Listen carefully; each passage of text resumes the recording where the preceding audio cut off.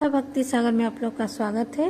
आज हम एक नाग पंचमी की बहुत ही सुंदर कथा सुनेंगे कि एक रानी ने एक सर्प को कैसे जन्म दिया।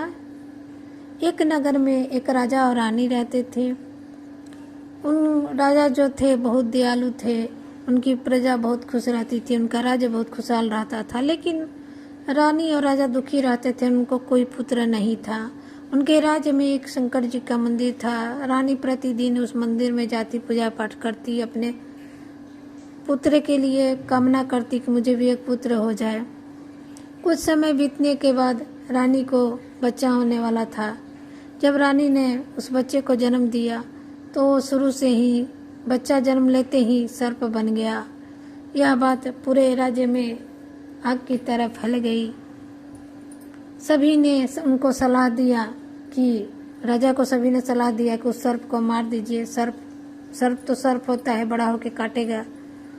लेकिन माँ की ममता और बाप का प्यार राजा को यह करने पर विवश कर दिया। उन्होंने सोचा कि नहीं, मैं ऐसा नहीं कर सकता हूँ, कुछ भी हो, यह मेरा बच्चा है। वो लोग उस सर्प को पालने लगे, बहुत सावधानी से पालने लगे और बहुत काफ़ी ख्याल रखने लगी उन जो सर्प की माँ थी। ऐसे ही समय बीतता गया। वो जो सर्प था एक बड़ा नाग बन गया। समय बीतने के बाद अब राजा को उसकी विवाह की चिंता सताने लगी। उन्होंने अपने राज्य में सबसे कहा कि मेरे सर्प बेटे के साथ किसी का विवाह करा दो अपनी बेटी का। हित नाता सबसे कहा, लेकिन कोई इसके लिए तैयार नहीं था। तब जाके वहाँ पर उन्होंने राजा ने अपने दूसरे राज्य में एक उनका सेठ जी दोस्त थे, उनके घर गए। जब सेठ जी ने अपने घर राजा को देखा तो बहुत प्रसन्न हुआ। दोनों मित्र मिले, सेठ जी ने हालचाल पूछा। तब राजा ने कहा कि सब तो ठीक है, मैं अपने बेटे के लिए बहुत तलाश रहा हूँ। सेठ जी ने कहा, देखो दोस्त, तुम्हारा तलाश खत्म हो गया। मेरी भी बेटी है, मैं भी काफ़ी दिन से सोच रहा था शादी करने के लिए। ऐसा करते हैं, तुम अपने बेटे का विवाह मेरे बेटी से कर दो। तब राजा ने कहा कि पहले मेरे बेटे को देख तो लो। सेठ जी ने कहा, देखना क्या है, अगर तुम्हारा बेटा है तो सब ठीक है। ऐसा करो, मेरी बेटी को अपने राज्य में ले जाओ और वहीं पर शादी कर देना। राजा तैयार हो गए। तब सेठ जी ने अपनी पुत्री को बुलाया और राजा के साथ अपनी पुत्री को भेज दिया। पुत्री जो थी बहुत आज्ञाकारी थी, अपने पिता की आज्ञा मानकर राजा के साथ उनके राज्य में आ गई। जब वहाँ राज्य में आई तब रानी ने उस लड़की से कहा कि बेटी, तुम पहले मेरे बेटे को देख तो लो, फिर शादी के लिए यहाँ करना। से मेरा बेटा एक सर्प है। तब उस राजकुमारी ने कहा, जो सेठ की लड़की थी, वो बोली, सर्प है तो क्या हुआ, मेरे पिताजी ने आज्ञा दिया है कि मैं उससे शादी करूँ तो उसी से शादी करूँगी। तब राजा ने धूमधाम से सर्प के साथ उस सेठ जी की लड़की का से विवाह हो गया।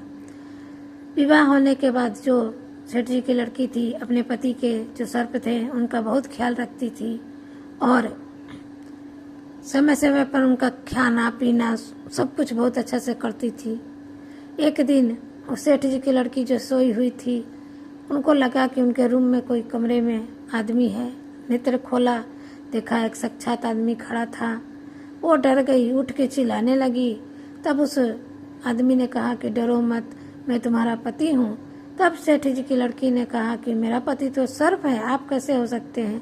तब उस आदमी ने कहा कि देखो, सर्प वहाँ पर मरा पड़ा हुआ है, मैं उसी के अंदर था। पूर्व जन्म की बात है, मैं गंधर्व था और तुम किन्नर थी। एक जगह हम लोग जंगल में नृत्य कर रहे थे, तो वहाँ पर एक साधु तपस्वी तपस्या कर रहे थे। उनके हमारे नृत्य से तपस्या भंग हुई। तब उन्होंने मुझे सर्प श्राप दे दिया था, सर्प में बन गया था। लेकिन इस जन्म में तुमसे विवाह फिर होके और तुम्हारे जो कर्म कर रही हो, तो उससे मुझे फिर से मनुष्य का जन्म शरीर मिल गया, इसलिए मैं बहुत खुश हूँ। बाहर से राजा रानी भी ये सारी बातें सुन रहे थे। दरवाज़ा खोल के अंदर आए और अपने बेटे को गले से लगा लिया। तो तब से सर्प देवते की पूजा होने लगी और सर्प तो साक्षात शिव के वरदान हैं। तो उसी दिन से नाग पंचमी का पर्व मनाया जाने लगा।